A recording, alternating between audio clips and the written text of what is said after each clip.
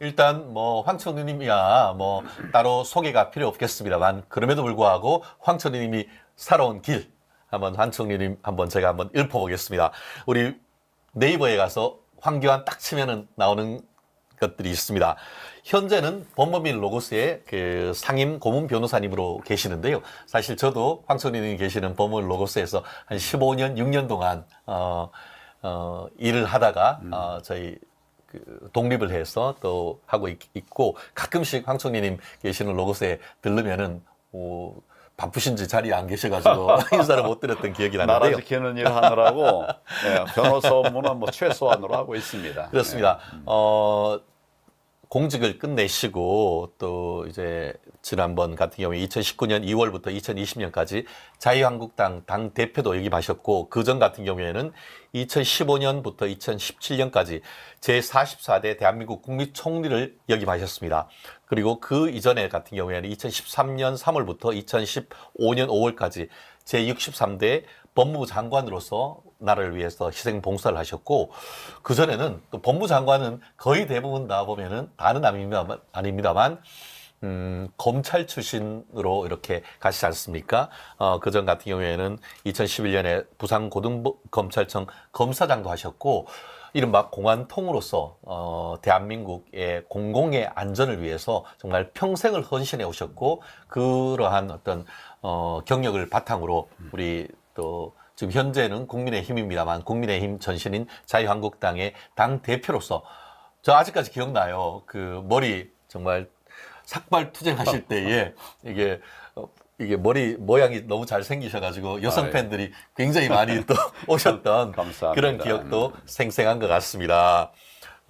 긴 공직 생활 중에 가장 어떻게 보면 기억 남는 때를 하나 또 말씀하신다면 어떤 일이 있을까요? 굳이 말한다면 예. 대통령이 탄핵을 받으셔서 제가 그 고난 대행으로서 어려운 상황을 극복해 나가던 것이 참 잊혀지지 않는 일이고 아까 말씀하신 것처럼 통진당 해산 심판 선고한 거 귀한 일이고 그동안 제가 국가보안법을 지켜내기 위해서 많은 노력을 했습니다. 국가보안법 그 책도 쓰셨죠? 예. 논문도 많이 내시고. 예, DJ께서 국가보안법 해체를 공약하셨어요. 맞아요. 근데 그걸 이제 지켜내기 위해서 수고했던 기억이 납니다.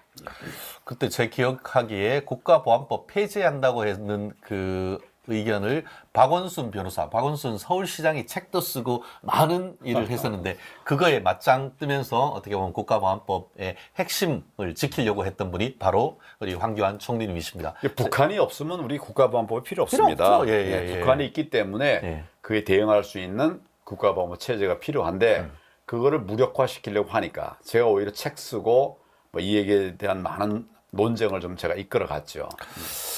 그렇습니다. 참 어이없는 일들이 많은데 최근에 있어서 건국전쟁 이승만 초대 대통령을 새로 평가하는 그런 영화가 있듯이 사실 저희 어머니 아버지도 저희 집에서 이승만 대통령이라고 안 하고 맨날 이승만 박사라고 했던 그런 기억이 있는데 대한민국의 정통성을 사실상 그 좌파들이 부정하고 대한민국은 태어나지 않아야 할 그런 나라였고 오히려 북한의 정통성이 있다는 그런 어이없는 역사관을 계속 해 가지고 왔었는데 지금 황 총리님께서 또 2013년 법무장관으로 계실 때에 통합진보당에 대한 해산을 용기 있게 신청하고 그러한 어떤 큰 흐름 속에서 어떻게 보면은 박정희 대통령 또 이승만 대통령의 어떤 신원 또 새로운 어떤 평가 이런 부분을 이끌어오게 된 어떤 단초를 제공했던 시발점이 저는 개인적으로 통합진보당 해산이라 저는 생각을 하는데요. 그러한 역사 오늘 한번 쭉 황교안 총리님께서 그 당시에 실제 겪었던 일들을 누구보다 생생하게 아시기 때문에 한번 그 말씀을 한번 좀 나눠볼까 하는데요. 제가 찾아봤더니만 저런 게 있더라고요. 2014년에 헌법재판소가 위헌 판결을 하면서 그 사건 번호가 2013 헌다 1 위헌정당 해산이었는데 주문이 결론이죠. 주문이 뭐였냐? 1. 피청구인 통합진보당을 해산한다. 해산한다. 2. 피청구인 소속 국회의원들은 그 의원직을 상실한다. 라고 헌법재판소장 박한철 소장님이 선고했던 그 기억이 저도 생생한데요.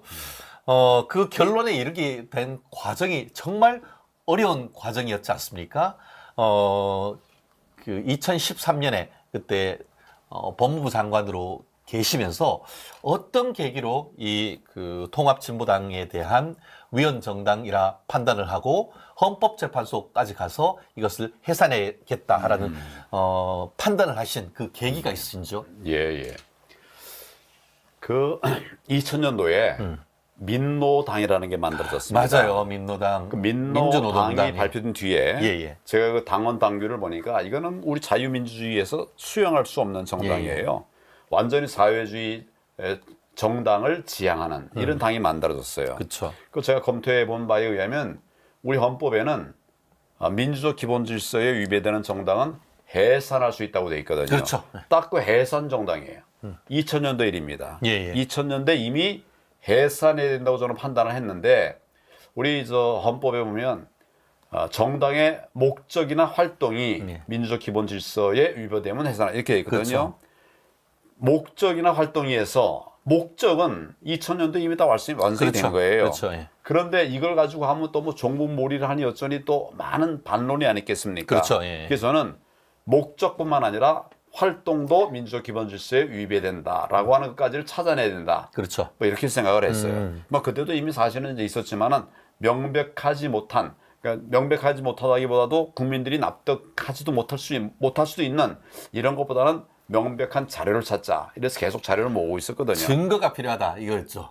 거기서는 이제 증거는 다 있는데, 여러분 목적이 위헌이라고 하는 그런 증거가 있어요, 사실. 그렇죠. 그러니까 목적 자체는 정강 정책에 다 들어와 있으니까. 활동이 그렇죠. 이제, 플러스 A, O, B이긴 하지만 둘 다 어쨌든 완전히 맞습니다. 다 이게 포함이 돼야 된다 이런 식이었던 거죠. 그런 자료를 쭉 모으고 기다리고 있었는데 이제 이석기 사건이 터진 거죠. 그렇죠. 예. 이석기 사건은 다 아시는 것처럼 완전히 대남 혁명에 있어서 중추적인 이런 역할을 그렇죠. 하는 한전의 일정 시설도 파괴하고 뭐 이런 것을 한 것이죠. 이 정당이 이제 출연하고 나서 이런 이석기 사건이 확인되고 나서 우리가 이제 그 수사를 철저히 해서 이석기를 구속했죠. 그렇죠. 예. 이제는 민주적 기본 질서에 위배되는 정당이 아니라 당원이 아니라 활동도 그렇게 된 것이에요. 그렇죠. 목적과 활동이 다 갖춰진 것입니다. 그렇죠. 그래서 이제 해산 청구를 해야 되겠다 이렇게 판단했고, 이거는 이제 워낙 중요한 일 아닙니까? 세계사에 거의 없는 일입니다. 독일에 한 번 케이스가 있었고 다른 나라에 없었어요. 굉장히 중요한 사안인데 내가 혼자 할 수 없죠. 대통령에게 보고를 했습니다. 그 당시 박근혜 대통령께 독대를 청해가지고 자세한 보고를 쭉 드렸어요. 한 1시간 남짓 이렇게 보고를 드렸는데 박근혜 대통령이 보고를 다 듣고 나서는 합시다. 정당 해산 청구 합시다예요.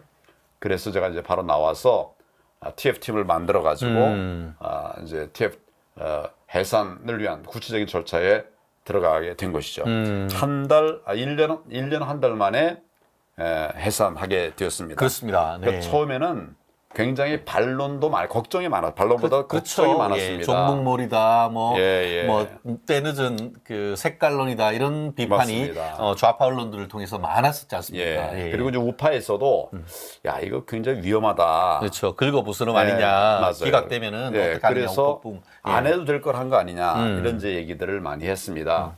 그러나 명백하게 위헌 정당인 걸 알면서도 그냥 있다. 그건 법무부 장관의 자격이 없는 거죠. 저는 그래서 이런 내용을 가지고 이제 박 대통령께 보고를 드렸더니 다행히도 박 대통령께서 합시다. 이렇게 결단을 내리셔서 제가 이제 TF팀을 만들어 가지고 13개월 동안 철저하게 정말 조사를 했죠. 북한에 그동안 이제 연루되어 있는 이런 간첩 사건들 다 뒤지고 그래서 우리 남한에 있는 간첩들이나 아니면 종북 좌파 세력들이 연계된 활동들을 다 뒤져가지고 그것하고 통진당과의 연계 이런 걸 다 찾아가지고 자료를 냈죠. 제 기억엔 17만 쪽을 낸 것 같아요. 자료를. 17만 쪽. 와. 17만 쪽을. 엄청나게 많은 자료를 냈고 결과적으로는 맨 처음에는 이제 그 헌재에서 헌재도 제가 알기로는 처음에 좀 부정적이었었습니다. 걱정을 많이 했는데 많은 자료를 내고 이런 객관적인 팩트를 토대로 해서 우리가 주장을 하니까 나중엔 결국 결론이 어떻게 됐느냐 하면 9명의 재판관 중에 8명이 위원회 찬성을 했어요. 네, 그렇죠. 예. 결론부터 다 미리 얘기하시면 안 되는데요. 그렇군요. 차근차근 한번 풀어나가 보겠습니다. 예. 지금 아까 말씀하신 것처럼 그 통진당의 어떤 뿌리는 아까 그 총리님 말씀하신 것처럼 2000년대 초반에 민노당이죠. 민주노동당이 이제 PD 계열, 그러니까 그 people, 그러니까 인민혁명, people's, 그러니까 PD, democracy, 민주주의와 또 NL, 그러니까 National Liberation, 그러니까 어떻게 보면은 우리나라 국가를 어떻게 보냐 하면은 미국으로부터 미제국주의자들이 지배당하고 있는 식민지라고 보는 그 두 개의 세력이 합해가지고 민주노동당을 만들었었는데 그 민주노동당이 또 뭐 이런저런 걸 하면서 또 이렇게 분열되잖아요. 그 분열되면서 이제 그 NL 계열 이쪽이 이제 결국은 통합진보당으로 오게 되고 그 통합진보당이 2004년에 이석기가 알로란 걸 만들잖아요. 알로가 뭐예요? Revolutionary Organization, 혁명 조직을 만들어서 1년에 한 번씩 비밀 회의를 하고 그러면서 이제 아까 지금 그 총리님 말씀하신 것처럼 이게 경기도에 있는 모처라든가 아니면은 그 마포구에 있는 마리스타 수도원 이런 데에 모여가지고 북한이 그 무렵에 이제 남북 교류하고 뭐 어쩌고저쩌고 뭐 핵도 만들고 하면서 쳐들어오면은 그럼 우리는 어떻게 해야 되냐 하면서 어떻게 호응을 할 것인가. 예. 이렇게 하면서 이제 뭐 그 종로에 있는 회화동 그 KT 이 기지국을 타격한다든가 아니면은 유류 저장소를 어떻게든 해가지고 그것을 폭파시킨다든가 해서 이 혼란을 일으키는 그런 내용들이 그 압수수색을 통해 가지고 다 나왔던 건 아니겠습니까? 맞습니다. 예. 그러면서 근데 그때 저희가 아직까지 저도 이제 방송을 하면서 그 사안을 잘 봤었는데 통상 이런 큰 사건 같은 경우에는 서울중앙지방검찰청 공안부에서 하는데 이 사건을 그때 서울중앙지방검찰청에서 한 게 아니고 제 기억에 수원지방검찰청에서 이 사건을 해서 그 이석기 압수수색하고 결국은 실형까지 이끌어내는 것 같은데 그때 특별히 그 사건을 서울이 아닌 수원지검에서 했던 수사 지휘를 할 수 있도록 했던 수원지검에서 수사 지휘한 것은 관할이 수원이었기 때문에 한 것이죠. 여기서 조사한 그 당시 이제 한 것들이 경기 동부연합 사건이거든요. 맞아요. 여기 지금 최근에 이제 민주당에서 비례정당 할 때 그 뒤에 경기 동부연합이 있다고 했던 그 얘기가 이때부터 나온 거죠. 그렇죠. 그래서 수원지검이 수사를 한 것이죠. 그렇죠. 관할이 이제 그쪽이기 때문에 또 뭐 마침 수원지검장이 또 역량이 있는 이런 분이기 때문에 거기다 맡겼고 이제 검찰에서도 검찰 지휘부에서도 계속 논의해가면서 저도 또 이제 조언을 하고 이렇게 하면서 이제 이석기 사건을 수사를 했죠. 이석기 사건이 결과가 아주 잘 나왔습니다. 우리 뭐 계획한 대로 잘 나와서 그걸 토대로 해서 이제 그 헌법 위헌정당 심판 청구할 때는 이제 우리 검찰청에서 법무부에서 바로 했죠. 법무부에서. 그렇죠. 그때 지금 그 사건으로 이제 기소가 돼서 징역 9년, 자격정지 7년 이게 내란 선동 혐의로 해서 실형 선고가 대법원까지 가서 확정됐던 것이죠. 맞습니다. 그렇게 하면서 이게 이제 법원에 의해 가지고 유죄 실형이 인정이 되고 그런 과정에서 명확한 증거들이 나왔고 그렇다고 하면은 이석기라고 되는 어떻게 보면 대표뿐만 아니고 그 단체 이게 통합진보당 자체에 대한 어떠한 조치가 필요한 것이 아닌가 하는 그런 어떤 문제의식이 총리님 그 당시에 있으셨던 것 같아요. 그러니까 처음에는 우리 TF팀에서 정당 해산 심판 청구를 했는데 헌법에는 이제 자세한 규정이 없고 정당을 해산할 수 있도록 돼 있어요. 근데 정당만 해산해봐야 아무 의미가 없는 거죠. 정당의 실체가 사라져야 되는 것이죠.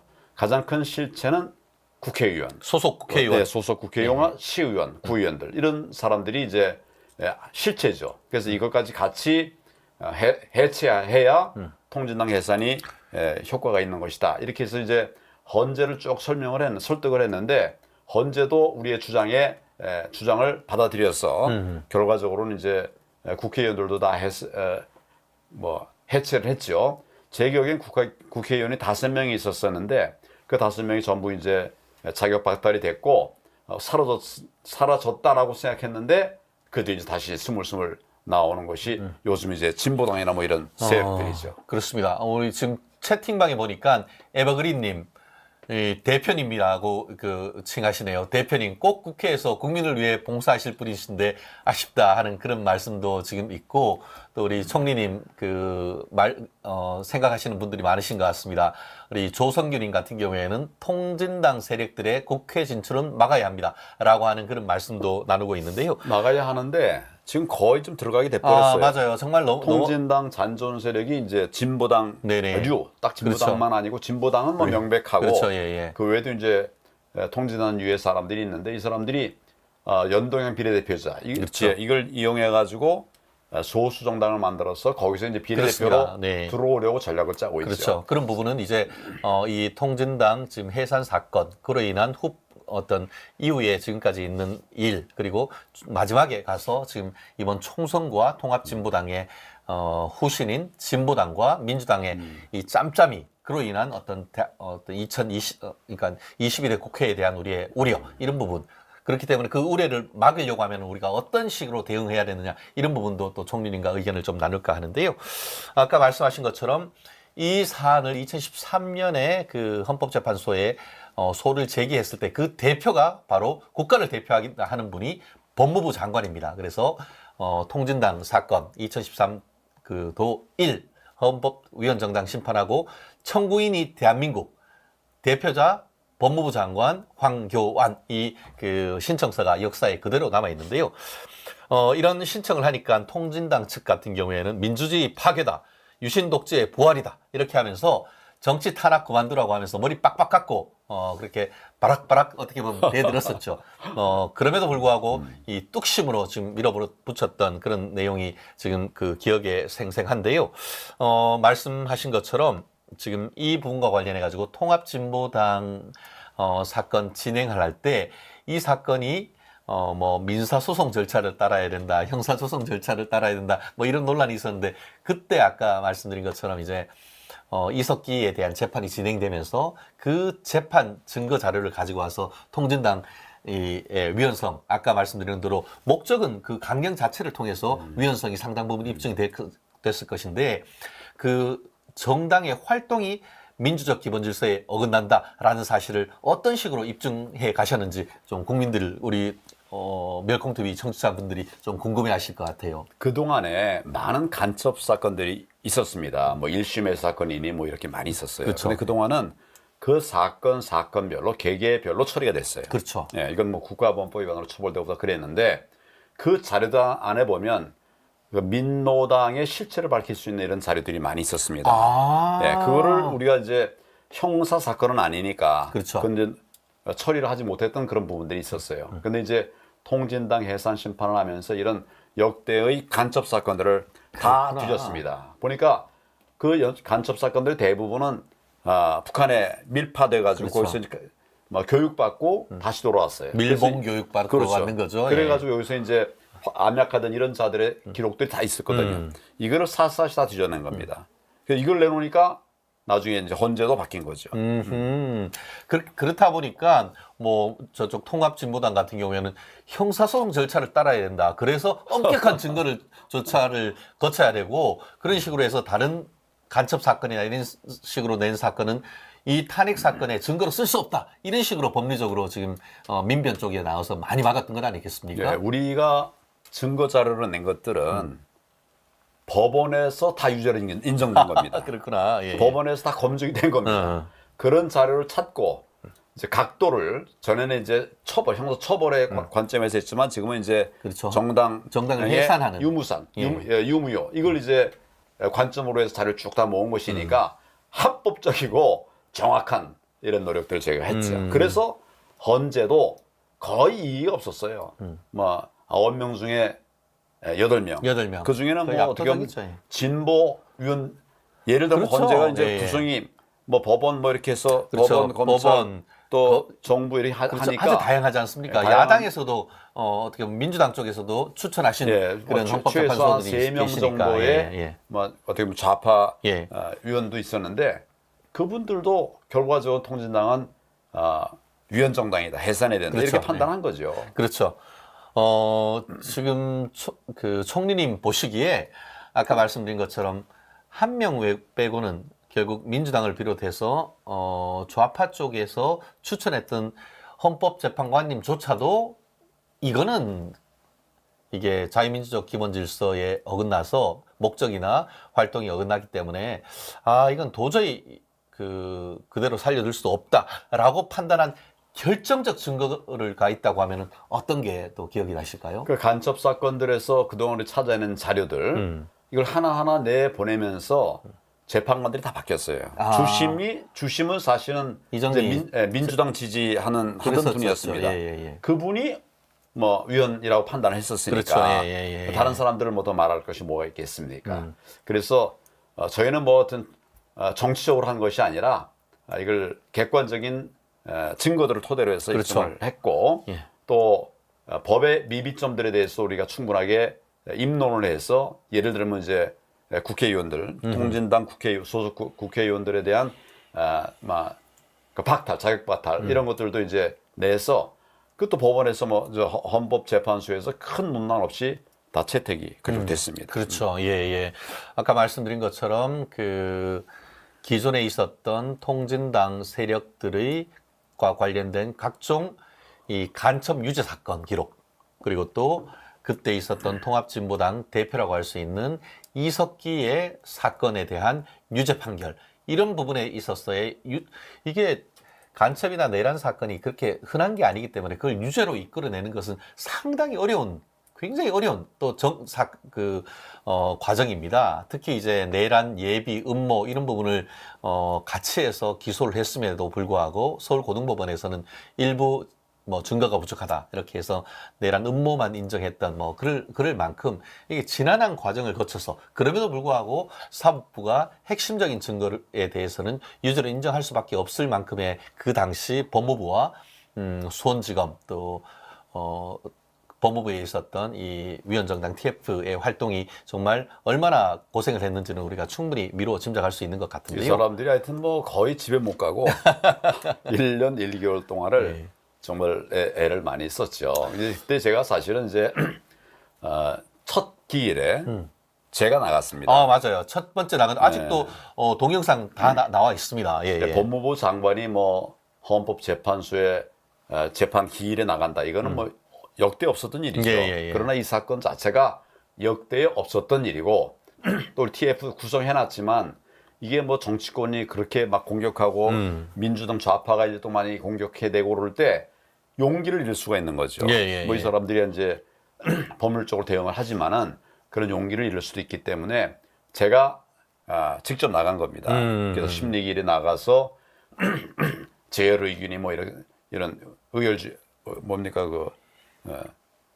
재열 의결 그게 뭐냐면은 재괴 의결. 재괴 의결. 맞아요. 제방이 개미 한 마리에 의해서 구멍이 나서 그 제방 전체가 무너질 수 있다라고 얘기하셨는 것이죠.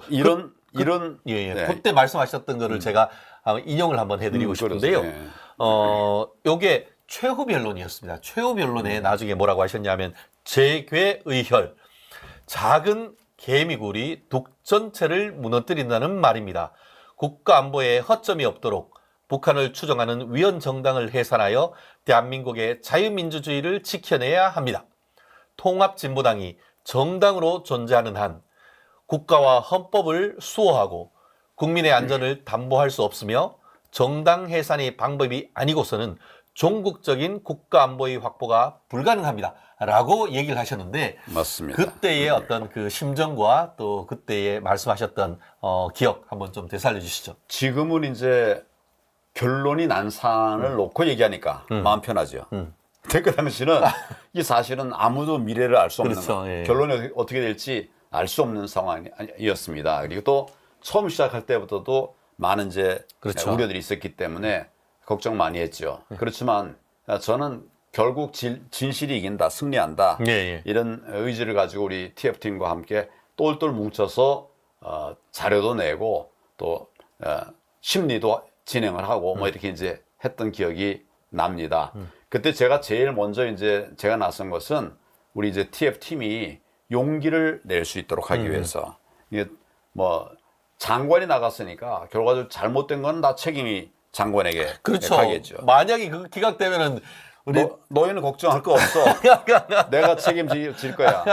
이런 말은 하지 않았지만은 그런 뜻이죠. 이래서 이제 제가 나섰고 또 우리 TF팀의 멤버들도 정말 똘똘 뭉쳐서 정말 철저한 법률 투쟁을 통해서 정권을 지켜내는, 정부를 지켜내는 이런 위헌 정당 해산 심판 청구를 받아내게 된 것이죠. 그렇죠. 대한민국 최초입니다. 실질적으로 위헌정당 해산 같은 경우에는 뭐 황청래님이 너무 잘 아시겠습니다만 이른바 방어적 민주주의. 독일이 어떻게 보면은 그 바이마르 공화국이란 지금 정말 완벽한 법을 만들어 놨는데 그 완벽한 법을 만들어 놨는데 나치가 오고 뭐 이런 어이가 없는 민주주의를 빙자한 민주주의의 적에 의해 가지고 이게 공화국이 붕괴가 되는 그런 모습을 보면서 아, 이거는 민주주의 적으로부터 이 국가를 지키기 위해서는 위헌정당 해산 이거를 꼭 만들어야겠다라고 해서 독일에서 만들어진 제도인 것인데 실제로 그런 그 제도가 실제로 헌법재판소나 법원에 가서 사법적 판단을 받은 게 독일하고 터키, 지금은 투르키에 거기밖에 없어가지고 그런 부분을 그때 TF에서 굉장히 많이 외국 입법례까지도 다 찾았다는 부분이 있는데 그건 어땠었습니까? 그러니까 우리가 이제 이 자료도 모으면서 외국 사례들도 다 면밀히 조사를 했어요. 그렇죠. 그래서 누가 이제 파견 나가기도 하고 해서 다 확인해가지고 그러나 선례는 없지만 법리상 명백하다. 그렇죠. 방어적 민주주의라고 하는 이런 것도 우리가 같이 이제 설득해가면서 결과적으로 헌재를 납득시켰는데 헌재에서도 뭐 우리 의견에 대해서 큰 이견은 제가 없었던 걸로 알고 있어요. 그렇죠. 하나하나 많은 질문이 있었습니다. 뭐 이런 점 어떠냐, 저런 점 어떠냐. 그렇죠. 근데 그걸 우리 이제 TF팀에서 하나하나 차근차근 논박을 해서 결국 이제 헌재를 설득을 한 것이죠. 그렇죠. 그러한 지난한 어떤 그 변론 결과 딱 10년 전입니다. 2014년 12월 19일 날 크리스마스 직전이었죠. 최종적으로 박한철 그 당시 헌법재판소장님이 위헌 결정을 하면서 아까 제가 말씀드렸죠.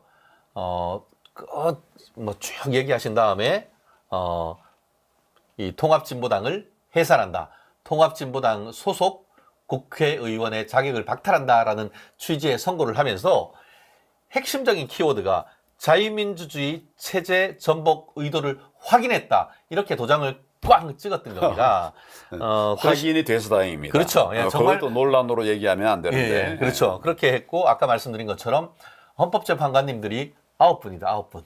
9분인데 그 인적 구성이 보면은 뭐 이명박 전 대통령이 뭐 그 추천했던 분도 있고 또 여야 합의했던 분도 있고 민주당에서 추천했던 김이수 헌법재판관님이 계셨는데 다른 8분은 전부 다 어쨌든 이거는 명확한 위헌이다라고 했는데 김이수 재판관 민주당의 추천을 받은 분만 위헌이라고 볼 수 없다라고 그 판단을 소수 의견을 내는 것 같은데요.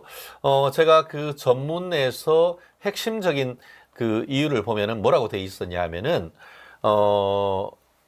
그 두 가지 아까 말씀드린 것처럼 통합진보당 해산하고 소속 국회의원들 의원직은 상실한다라고 선고를 했는데 이유 중에 핵심은 뭐라고 됐냐면은 피청구인 그러니까 통진당이 북한식 사회주의를 실현한다는 숨을 목적을 가지고 내란을 의논하는 회합을 개최하는 등 그런 활동은 아까 말씀드린 것처럼 정당의 목적과 활동이 민주적 기본질서에 부합해야 되는데 그와 같은 그 활동은 헌법상 민주적 기본질서에 위배된다.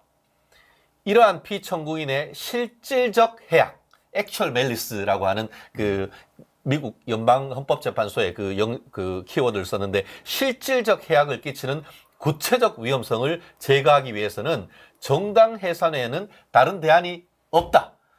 총리님이 법무장관으로서 첫 재판에서 이거 다른 방법 없습니다. 위헌 정당 해산 외에는 달리 없습니다. 했는 그 말을 그대로 인용을 해서 이 판결문에 콱콱 이 박아 써 넣었는 것 같은데요. 그러한 감사합니다. 판결 선고 들을 때 이 기분이 어땠습니까? 아니 저는 정말 나라를 위해서 우리가 해야 할 일을 했는데 결과적으로 우리가 잘 결론을 잘 끌어낸 점에 대해서 안도를 했습니다. 안도를 우선 했다. 워낙 사회가 좀 뭐 어떻게 보면 많이 흔들리고 있으니까 뭐 정말 이런 정당도 해산 못하게 되면 우리 정말 나라가 미래가 없거든요. 그 절박함을 가지고 했고 또 우리 TF 팀도 정말 밤새가면서 했습니다. 이게 그냥 공지사가 아니라 정말 애를 많이 써줬어요. 이번 한 분 한 분들이 정말 영웅이라고 나는 생각을 하고 있고 저는 그런 결기를 가지고 국민들에게 정의를 말씀드려야 되겠다 이런 마음으로 제가 첫 재판에도 나갔고 또 마지막 재판에도 나갔습니다. 예, 실제로 변론하셨죠. 그래서 결과적으로 이제 자유민주주의를 지켜내게 된 데 대해서 자긍심도 가지고 있고 또 응원해 주신 모든 국민 여러분들께도 감사의 마음을 늘 가지고 있습니다. 그렇죠. 그리고 실제로 말씀하셨듯이 법리적으로 문제됐던 게 참 많았고 이걸로 해서 뭐 여러 가지 그 헌법 관련된 논문도 많이 나왔는데요. 말씀하신 것처럼 헌법에는 보면은 정당 해산 규정과 관련해 가지고는 정당의 그 목적 또는 활동이 민주적 기본 질서에 어긋날 때는 헌법재판소에 의해서 위헌 정당 해산에 의해서 해산된다라고만 돼 있지 그 효력에 대해서는 정확하게 나와 있지가 않아요. 다만 이제 그 공직선거법에 의할 때 정당 해산이 됐을 경우에 뭐 국가로 뭐 재산이 뭐 어떻게 되네 귀속되네 그런 규정이 있는데 위헌 정당 해산의 심판에 의해서 정당이 해산됐을 때 그 소속 국회의원은 그 자격을 유지하느냐 아니면 박탈되느냐에 대해서 굉장히 논란이 있었지 않습니까? 예, 그렇습니다. 그 당시에 규정이 없다 보니까 규정이 없는데 무슨 자격이 상실되냐 그러면서 통진당은 설령 정당이 해산된다 하더라도 소속 국회의원은 자격을 유지한다라고 주장을 했고 그 반면에 그 법무부 특히 총리님 같은 경우에는 아니 정당이 해석되는데 그 소속 국회의원이 자격이 있으면은 그런 그 위헌 정당 해산 왜 하냐? 한마디로 위헌 정당의 해산의 실효성을 담보하기 위해서 당연히 자격을 박탈한다. 이런 얘기가 있었고 또 절충설로 지역구 국회의원은 그래도 지역구가 뽑았지 않냐. 그래서 지역구는 유지가 되고 비례대표는 자격을 상실해야 되지 않느냐. 이런 논의가 있었던 것 같은데 그러한 논의 속에서 어떻게 재판부를 설득해서 전부 다 그 헌법재판소에서 그 전원 이 자격 박탈할 수 있도록 하셨는지 한번 말씀해 주시죠. 헌법은 나라를 지키기 위한 실체를 지금 판단하는 거 아니겠습니까? 그렇죠. 그런데 정당은 해산했는데 의원들이 있고 조직 있고 다 그대로 남아 있으면 이름만 없어진 거잖아요. 그렇죠. 껍데기. 그것은 정말 정의롭지 못하죠. 그리고 헌법의 규정의 취지에도 맞지 않는 그렇죠. 거예요. 실제로 이런 정당은 대한민국에서 활동하지 못하게 만들어야 된다. 저는 그런 뜻에서 이제 만들어진 것이 위헌정당 심판 제도고 그런데 껍데기만 정당만 그냥 해산하고 의원들 쭉 남아가지고 다 활동을 한다면 이건 뭐가 정말 말이 안 되는 거죠. 그래서 이제 그 부분을 집중적으로 설명을 드렸고 정당 해산이라고 하는 거는 정당의 주요한 구성원들까지도 같이 책임을 져야 되는 문제다. 그렇죠. 이걸 쭉 설명을 드렸습니다. 사실은 뭐 정당이란 게 법인이죠. 어떻게 보면 특수한 법인. 법인이 손이 있습니까? 발이 있습니까? 그 활동은 결국 거기에 담겨 있는 구성원으로서 국민의 대표라고 할 수 있는 국회의원이 하는 것 아니겠습니까? 그렇기 때문에 정당을 해산한다고 하면은 그 정당 해산 그 자체가 쉽지 않은데 그게 위헌 정당으로 해산될 정도라고 하면은 그 실체라고 할 수 있는 땅콩으로 치면 땅콩 껍데기가 정당의 껍데기인 것이고 땅콩에 든 알맹이가 국회의원 아니겠습니까? 맞습니다. 그 국회의원의 자격을 상실시키는 것이 이 위헌 정당 해산의 취지에 맞다. 아까 왜 위헌 정당을 합니까? 말은 대한민국에 있으면서 북한을 추정하고 북한이 쳐들어오면은 북한과 조응해가지고 대한민국의 주요 시설을 타격을 하고 그런 것을 모의했는데 그 모의하는 게 정당입니까? 그 모의하는 것이 바로 ROV라고 할 수 있는 이석기며 거기에 있는 국회의원들 아니었습니까? 그렇기 때문에 재판부가 참 슬기로운 판단을 하셨다라고 판단을 할 수밖에 없는 것 같은데요. 정당의 껍데기만 남겨놔서는 아무 의미가 그렇죠. 없는 거죠. 예. 실체를 해체시켜야 되고 또 그렇게 하기 위해서 우리가 이제 사실 헌법에 보면 해산된 정당의 유사 정당을 만들 수 없도록 되어 그렇죠. 있습니다. 이름도 못 쓰고. 예, 그렇습니다. 예.